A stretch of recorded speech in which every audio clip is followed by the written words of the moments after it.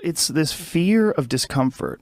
People have this extreme feeling in their mind when it comes to their associations with exercise. They want to avoid discomfort. They feel like any type of exercise is just like something to be avoided. That's not for me. Fuck that. I don't want to sweat. I don't want to strain.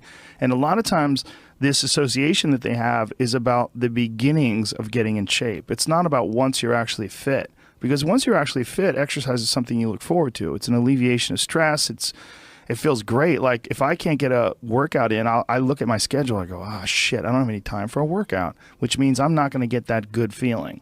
And so instead of looking at it like, oh, I've got to go grunt and sweat, I'm thinking I'm not going to feel good. I'm not going to feel relaxed. I'm not going to feel carefree. And I'm not going to feel even appreciative. Like my appreciation of things, and it gets enhanced greatly after exercise. I just feel better. I feel like I can take things in for what they are rather than, you know, whatever sensory data that I'm getting from any event is just one more distraction that gets in my way. And you know, that's a lot of times how I look at things if I'm overstressed or if I'm working too much. Like our bodies, for whatever reason, most people, their associations are to avoid anything that's uncomfortable. But it's so illogical because when you look at comfort and you look at success and progress and the feelings of accomplishment and of getting past certain hurdles in terms of like how you feel about life, a lot of those are connected to discomfort. Like discomfort is your friend.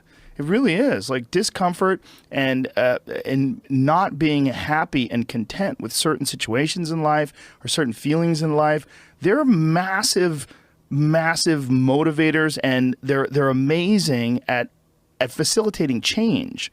And yet our instinct is to avoid those and just sit on the couch and watch some fucking reality show about dudes who make moonshine with our jaw open like it's bizarre.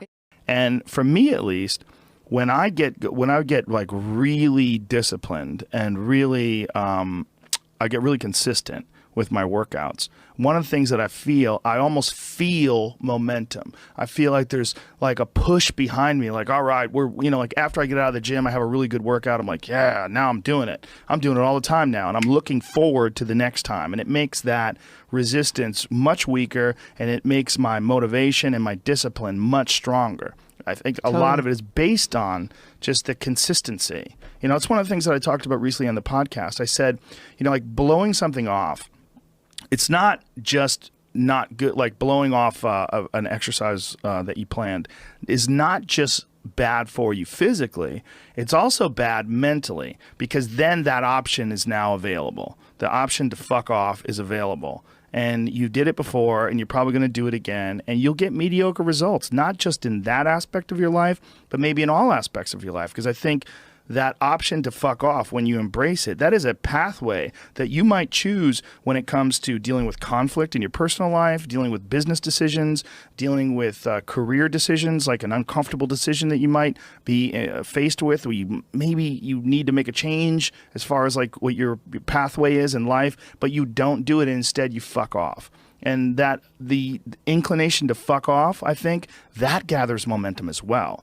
The inclination to be disciplined, that comes with momentum too. And I think both things, like you take a path, like the path of the healthy person or the path of the fuck off. Like this is not, like your body is like a race car that you can juice up yourself. Like you can add the fat tires, you can add the improved suspension, you can beef up the horsepower in the engine. You could do all that yourself.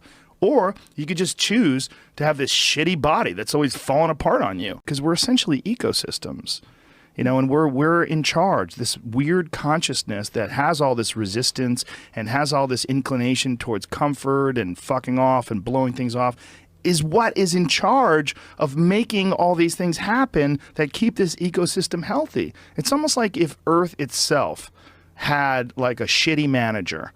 You know, if like there was a natural manager of Earth that was like, oh God, who cares if it rains? Oh God, you know, like I'm gonna stop growing things. I don't give a shit anymore. It's all stupid anyway. I mean, it's literally like the just blow it up. Yeah. Fuck it. Let's just kill all of life. Well, it's all going to die eventually. I mean, the sun only lasts 7 billion years. You see, that is the perspective a lot of people take with aging, where it's like, well, you're going to die, you're going to age, you can't stop aging. And it's like, yes, you're right, but that's not the point. The point is to age better. Like, that's the point. The point is to increase your health span, you know, and that is, we know is possible. Like that can, there's some of these like centenarians and super centenarians I've seen that are like over 100 years old, and they're like riding bikes and racing, and it's like, they're old. They are very old. But they're experiencing a very good quality of life. Yeah. And they're experiencing a quality of life that these other people that don't exercise they physically feel their own body diminishing. And they just feel it's inevitable. It is what it is. You're wasting your time. You're out there running around. But no, we're not, because this experience right now, it's not like no one's under the illusion that you're going to live forever. But you are enhancing the experience that you're currently involved in right now. And you are alive. Right. You are alive. You do experience this life. But do you experience this life optimally? Is it as enjoyable as it can be? And we all know that there's a spectrum for that enjoyability. Like, we've all had times in our life where it's not been so great. And then times in our life where everything came together and like, what a fucking great day. Woo! Like, make more of those. Like, you can make more of those. And then the whole thing's better. And I think when that whole thing is better, it affects everybody you touch, everybody that's around you, everybody you come in contact with, and that in turn, I mean, it sounds so grandiose, but in turn can affect the entire race of human beings. For more interesting videos like this one, please subscribe.